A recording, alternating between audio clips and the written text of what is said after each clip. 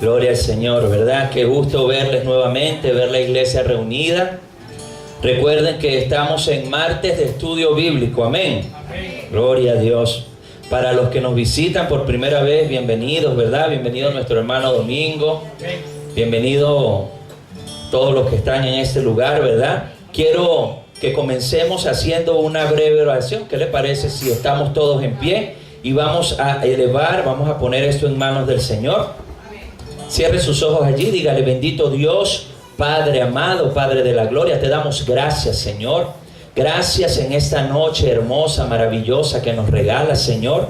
Gracias te doy por la vida de todos y cada uno de las personas que están acá, mis hermanos, hermanas, Señor. Gracias por la vida de la familia que ellos representan, Señor. Te pido que les bendigas, Padre, en esta noche. Te pido que sea tu Espíritu Santo, Señor, hoy llenando este lugar, Señor. Que sea tu Espíritu Santo trayendo sabiduría a mi vida, Señor, para que hables a través de mí, Señor, tu palabra, Padre. Y que también les dé sabiduría a mis hermanos para que podamos comprender y entender todas las cosas que tú nos revelas a través de tu palabra, Señor. Sabemos que tu Espíritu Santo es el que nos guía a toda verdad, Señor. Sin tu Espíritu Santo, nada de lo que está escrito acá en la palabra pudiéramos comprender, Señor. Por eso hoy te damos gracias, te damos la bienvenida, Espíritu Santo de Dios, y te recibimos con un fuerte aplauso en el nombre poderoso de tu Hijo amado Jesús. Amén y amén. Pueden sentarse, mis hermanos. Gloria a Dios. ¿Todos trajeron Biblia? Amén. Amén, gloria a Dios. Entonces téngala allí en su mano porque la vamos a necesitar. Bueno, simplemente para recordarles, ¿verdad? Estamos estudiando el libro de Génesis. ¿Cuánto? Levánteme la mano los que han estado en el estudio. Ah, ok. Si se han perdido uno solo por allí, ¿verdad? Estamos hablando sobre el libro de Génesis y la semana pasada estuvo nuestro hermano Héctor Pérez. ¿Cuántos estuvieron la semana pasada? Amén. Gloria a Dios. Excelente estudio que dio nuestro hermano Héctor Pérez. No nos pudo acompañar hoy, pero recuerdo, voy a hacer un breve resumen de lo que él habló. Él habló sobre el diluvio. Recuerdan, habló sobre el arca de Noé. Recuerdo que nos dio las características del arca, si lo recuerdan, los materiales de construcción. Recuerdo que él decía que el arca era un cajón, que eso lo menos que parecía era un barco, ¿cierto? No tenía quilla, no tenía proa, no tenía nada. Y sin embargo, ese fue el diseño excelente que hizo el mejor ingeniero que existe, ¿verdad? Que es nuestro Señor. También el hermano Héctor nos habló de la bendición y pacto con Noé. Recuerdo que también terminó hablando sobre los hijos de Noé. No sé si lo recuerdan, terminó hablando de Nimrod. Y excelente que haya terminado hablando de Nimrod, porque Nimrod precisamente llegó a ser algo así como bisnieto de Noé. Y precisamente hoy vamos a tomar parte para hablar de Nimrod en el tema de hoy. Amén. Hoy vamos a hablar, los que trajeron, los que les gusta anotar, para que anoten allí el título del estudio de hoy. Se trata de la Torre de Babel. A ver, levánteme la mano si han oído hablar de la Torre de Babel. Todos hemos oído hablar, ¿cierto? Gloria a Dios. Entonces hoy vamos a profundizar un poco sobre esto de la Torre de Babel. Recuerdo que les traje una imagen sobre la Torre de Babel, que el pastor Heliber está haciendo allí unas magias para colocarla. Y yo sé que el Señor lo va a ayudar allí para que tengamos una imagen muy hermosa que está allí de la Torre de Babel. Amén. Entonces, recordando que el hermano Héctor habló sobre las generaciones, ¿verdad? Los descendientes de Noé, terminó hablando de esto. Si bien es cierto, hermanos, que todas las generaciones que estuvieron presentes durante el diluvio fueron exterminadas, ¿cierto? También es cierto que las generaciones de los hijos de Noé tuvieron la oportunidad de un nuevo comienzo. Amén. Cuando Dios manda el diluvio, Él extermina toda forma de vida en la tierra, ¿lo recuerdan?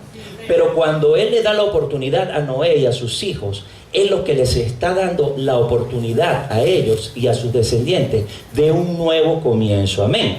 Era la oportunidad para hacer las cosas como Dios había mandado. Es decir, para multiplicarse y llenar la tierra. ¿Sí lo recuerdan?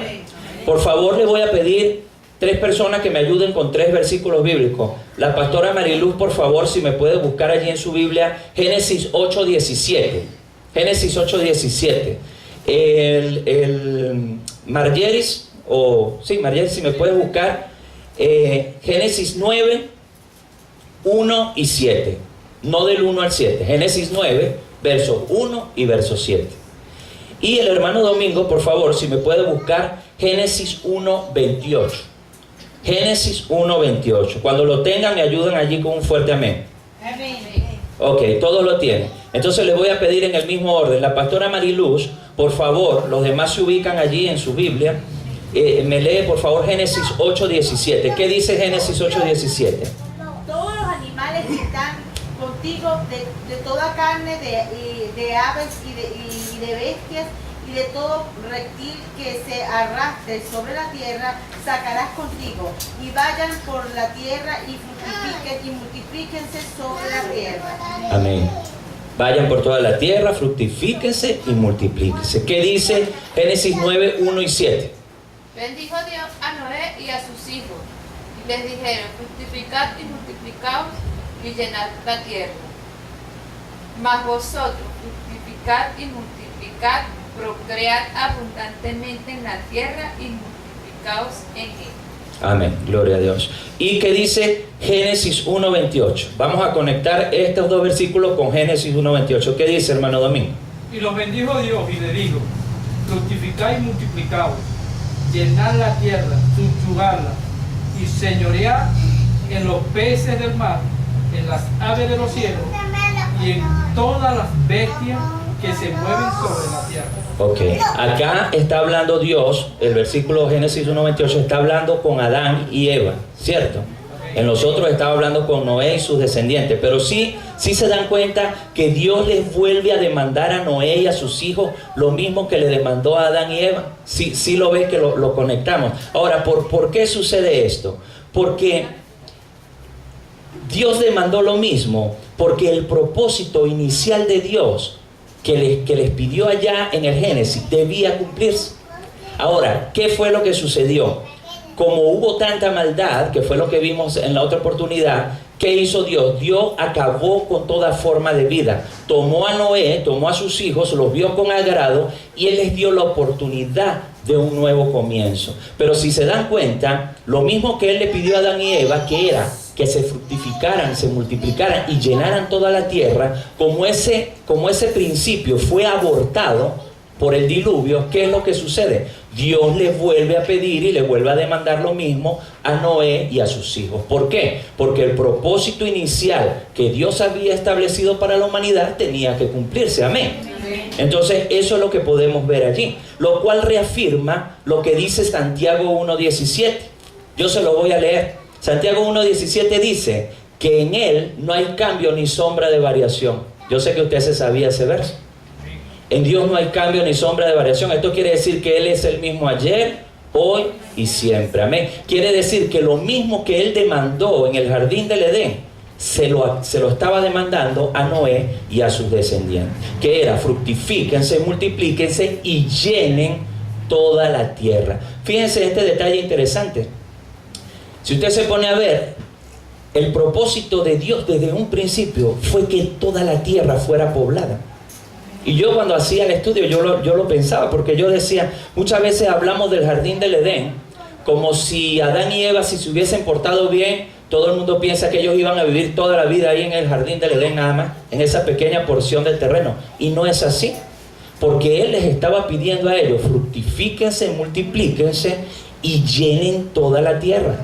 Toda. Quiere decir que si ellos no hubiesen desobedecido, toda la tierra hubiese sido como un jardín, porque ese era el propósito inicial de Dios. Amén. Amén. Gloria a Dios. Entonces seguimos, ¿verdad?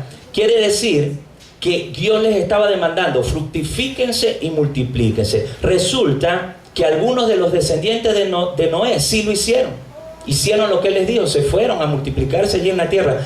y comenzaron a poblar regiones inexploradas, pero otros se rebelaron y en lugar de expandir sus horizontes, ellos lo que comenzaron a hacer fue a reunirse y empezaron a establecer ciudades amuralladas para defender lo que ellos estaban construyendo. Quiere decir que hubo unos que sí hicieron caso del mandato de Dios, pero hubo otros que no. Dijeron, no nos vamos a expandir, vamos a hacer ciudades amuralladas y nos vamos a establecer aquí. Entonces, la verdad, hermanos, es que cuando uno escucha esto, uno se puede dar cuenta que hoy en día no nos parece extraña la construcción de grandes ciudades y de altos edificios. De hecho, nosotros lo vemos muy común, lo vemos normalmente. ¿Por qué? Porque esto hoy en día, hermano, es el resultado natural del crecimiento poblacional y de la industrialización. Vemos que existen grandes ciudades, vemos que existen grandes edificios, pero en tiempos antiguos, en los tiempos de Noé, lo normal era vivir en el campo. Eso era lo normal, ellos debían vivir en el campo. Quienes vivían en las ciudades eran los comerciantes que vendían en el mercado lo que los demás producían allá en los terrenos. Esos eran los únicos que vivían en las ciudades. Del resto, la mayoría de la gente vivía en el campo. Por eso es que resulta extraño leer que unos años después del diluvio, la gente se dispuso a construir una torre. Este relato resulta un poco extraño porque uno dice, si la gente acostumbraba era a vivir en los campos, ¿verdad? Y a expandirse, ¿qué pasó aquí? Que comenzaron a construir una torre. Es decir, que construir una torre, hermanos, no era común o no era lo que se esperaba de ellos en esa época. Lo que se esperaba es que se expandieran y poblaran toda la tierra. Amén. Ahora bien, yo quiero que nos traslademos por un momento, hermano, acá al siglo XX, ¿verdad? Estamos en el siglo XXI, pero vamos a trasladarnos al siglo XX y repasemos un poco de historia. Usted recuerda que en la década de los 60, el hombre se propuso alcanzar una meta. Yo no sé si alguien lo recuerda, que era la conquista ¿de qué? Del espacio. ¿Sí lo recuerdan? Recuerdo que habían dos potencias en ese tiempo, que era la antigua Unión Soviética, ¿verdad? Rusia y Estados Unidos. Ellos comenzaron lo que se llamó la carrera espacial. ¿Sí lo recuerdan? A ver quién ponía a un hombre en el espacio en primer lugar y quién ponía a un hombre en la luna. Yo me acuerdo que esa era una competencia que tenían ellos y a la final lograron alcanzar ese objetivo, porque recuerdo que los Estados Unidos le ganaron la batalla en ese tiempo y en el año 1969 yo no había nacido en ese tiempo, no sé cuántos habían nacido, yo nací en el 70, para que saquen la cuenta por allí. Pero los que sabemos la historia, sabemos que en 1969 los Estados Unidos lograron colocar un hombre en la luna, ¿verdad? Primer ser humano que colocaron allá. Quiere decir que se logró alcanzar el objetivo de la conquista, entre paréntesis, del espacio. Porque todos los que saben algo del espacio saben que eso no es conquista de nada, porque el espacio es infinito. Eso para Dios es una tontería. Lo que ellos dicen que conquistaron el espacio, eso es una tontería. Mire, el espacio es una cosa infinita. Mire, con los telescopios más avanzados que existen, ni siquiera los científicos han podido ver, yo creo que ni una millonésima parte del espacio, para que usted tenga una idea. Pero lo cierto es que el hombre logró alcanzar esa meta. Ahora, la pregunta que debemos hacernos es esta, hermanos. Si esto de querer alcanzar o conquistar el cielo es algo nuevo en los seres humanos. Y la verdad es que cuando revisamos la historia, hermano, podemos ver en la Biblia que existe un relato donde los seres humanos trataron de alcanzar el cielo. Lo cual significa que esto de alcanzar la luna y el espacio no es nada nuevo en el corazón del hombre, ¿es cierto? Entonces esto podemos encontrarlo en la Biblia, en el libro de Génesis capítulo 11. Y es aquí en este capítulo donde vamos a basar el estudio de hoy. Así que yo le agradezco, hermano, que por favor se vayan ubicando allí en sus Biblias, en el libro de Génesis, capítulo 11, versos del 1 al 4. Allí es donde vamos a basar todo el estudio de hoy. Génesis 11, versos del 1 al 4. Yo le voy a pedir a alguno de los hermanos que por favor se levante y me lo lea. Génesis 11, del 1 al 4, y me lo van a leer en voz alta, clara e inteligible. Amén.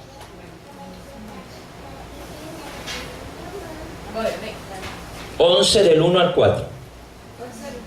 Ajá.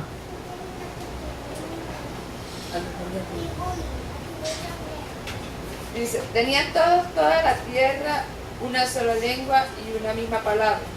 Y aconteció que cuando salieron del oriente, hallaron una llanura en la tierra de Sinar, y se establecieron allí, y se dijeron unos a otros: vamos y hagamos ladrillo y cazámoslo con fuego. Y les sirvió el ladrillo en lugar de piedra y el asfalto en lugar de medio. Y dijeron: vamos, edifiquemos una ciudad y una torre, cuya cúpula llegue al cielo, y hagamos un nombre por si fuéramos esparcidos sobre la faz de toda la tierra.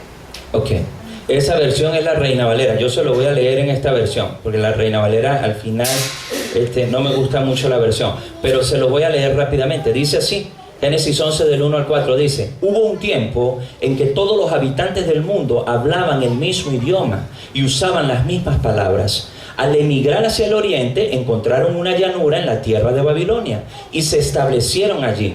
Comenzaron a decirse unos a otros: vamos a hacer ladrillos y endurecerlos con fuego.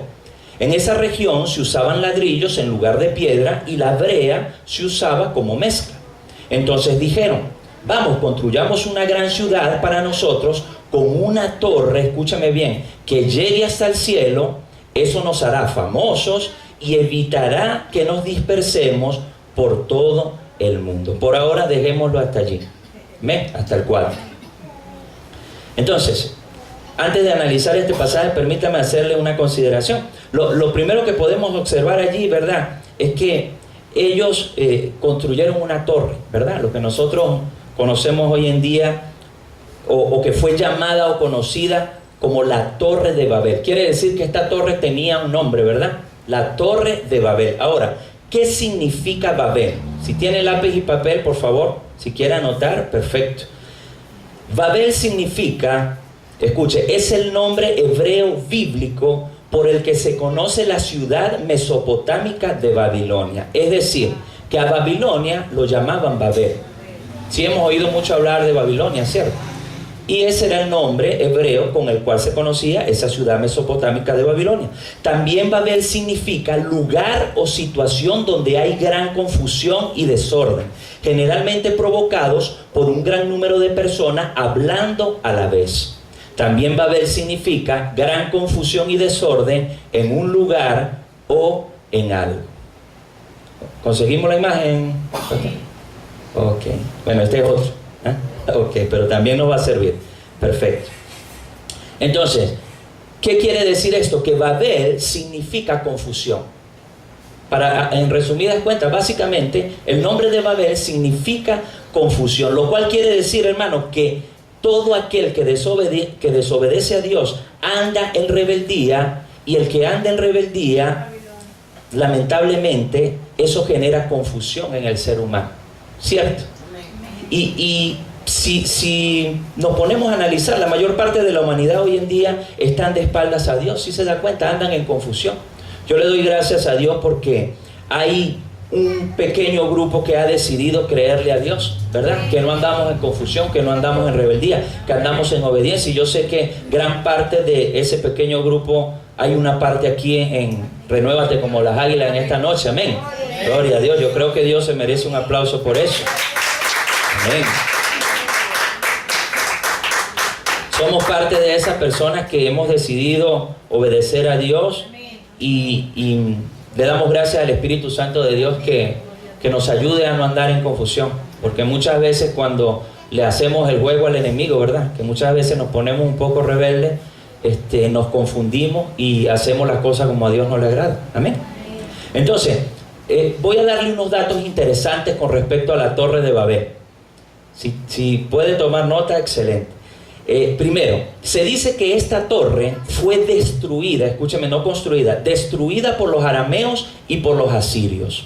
También se dice que esta torre fue reconstruida varias veces por los príncipes caldeos, como era Nabopolassar. Quiere decir que esta torre, una vez que fue construida, fue destruida en varias oportunidades, pero también la reconstruyeron varias veces.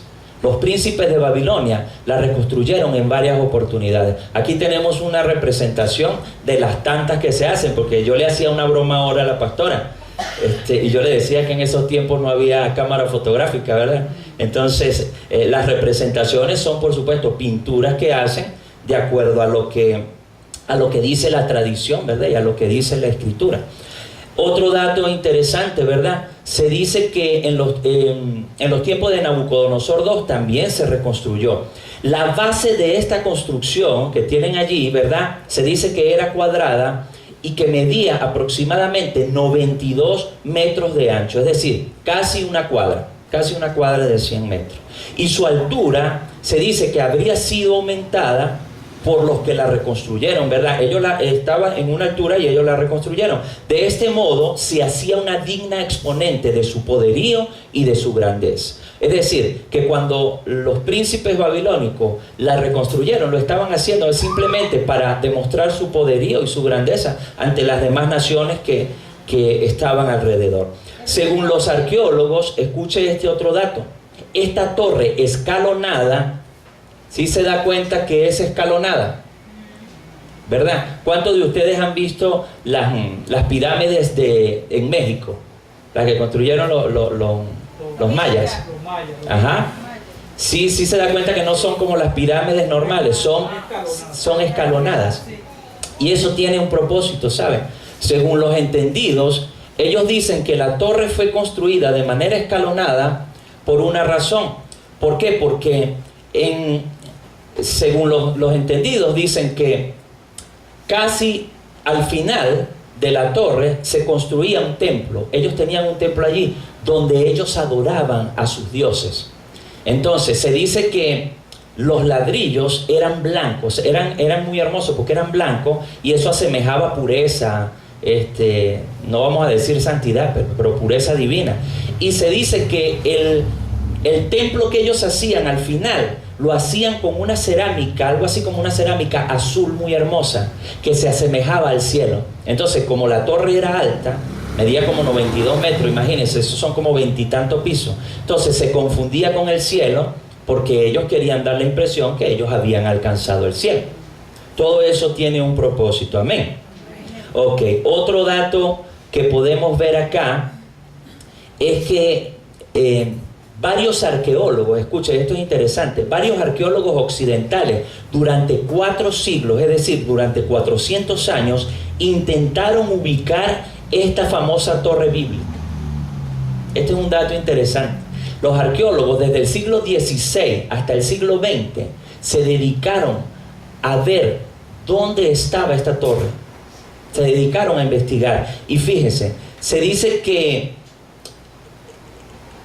intentaron ubicar esta famosa torre bíblica en la zona del actual Irak, en Akkar Kuf al oeste de Bagdad y en Birs Nimrud, en donde están situadas las ruinas de la antigua Babilonia. Escuche, si quiere anota este nombre. Este arqueólogo se llama Robert Koldewey. Robert Koldewey se dice que encontró una estructura en 1913 en la ciudad de Babilonia que él identificó como la Torre de Babel. Quiere decir que este hombre consiguió una estructura en Babilonia que él determinó que es la Torre de Babel. Tiene todas las características de la Torre de Babel. No sé si recuerdan también que la semana pasada cuando hablamos del Arca de Noé, que hablaba mi hermano Héctor Pérez, yo les comenté allí que en YouTube vi la información de que hay unos arqueólogos que consiguieron un arca, no sé si ustedes han visto esa información, en el monte Ararat. Y esta arca se dice que es el Arca de Noé. Quiere decir, hermanos, que Dios está permitiendo que se vayan descubriendo todas estas cosas para que nosotros podamos corroborar que lo que dice la palabra es cierto. Amén. Aunque yo siempre he dicho esto, hermanos, todo lo que dice la Biblia, usted y yo lo creemos por fe, ¿cierto? Amén. Cuando el Señor dice que en el principio Dios creó los cielos y la tierra, usted no necesita que le den pruebas, ¿verdad que no? Usted no necesita pruebas científicas, porque sin fe es imposible agradar a Dios. Y todo lo que está en la Biblia, nosotros los creyentes, lo creemos por fe, ¿cierto?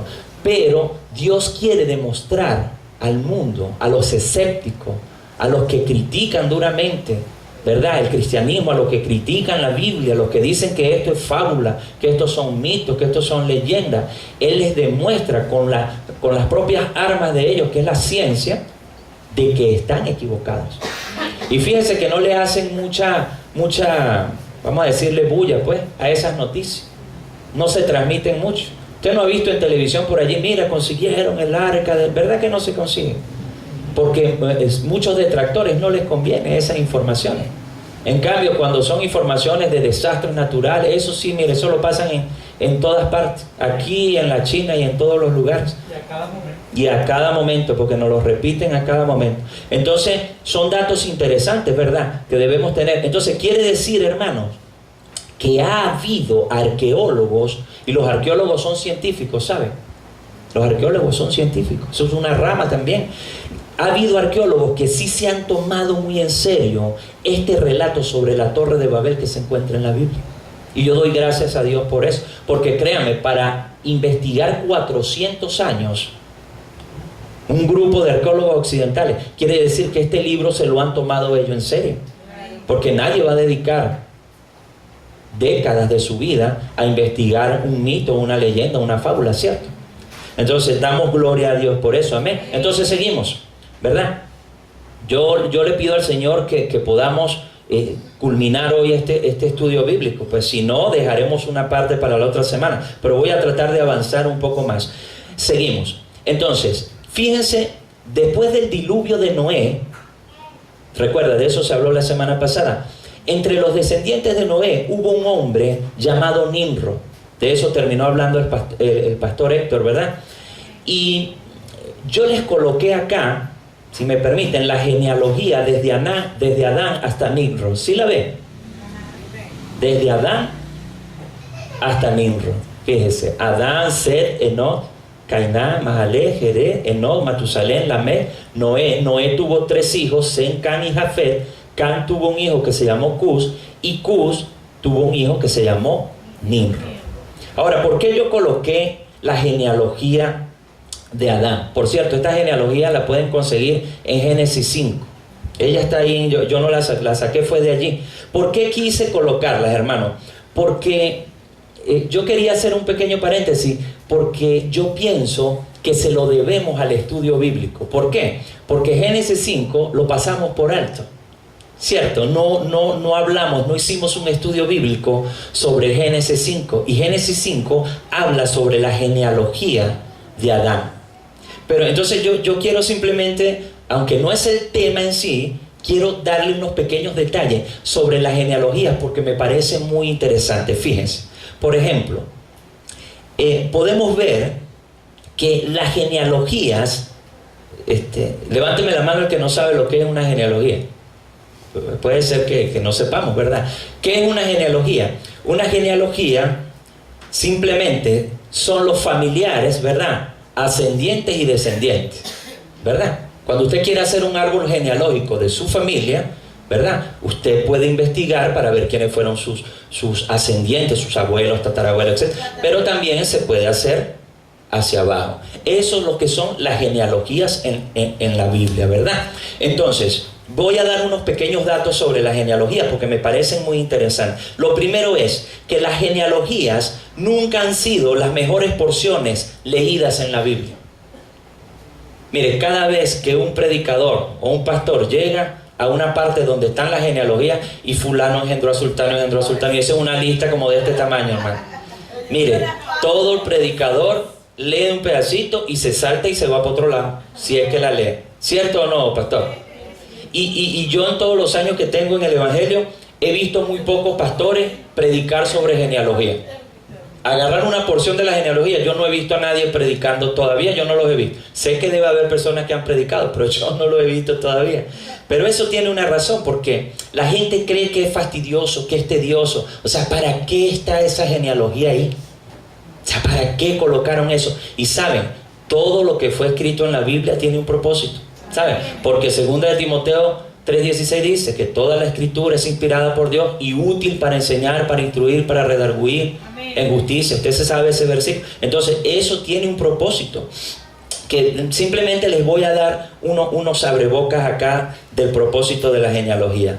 También podemos ver que con respecto a las genealogías, que cuando usted se consigue, hermano, una lista como esta, ¿verdad? Adán engendró a Set, Set engendró a Enoc, etc.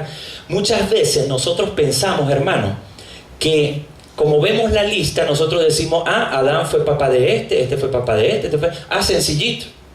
De hecho, hay unas personas que dicen, entonces yo voy a sacar la cuenta, cuántos años vivió él, y yo puedo sacar la historia de la humanidad, a ver cuánto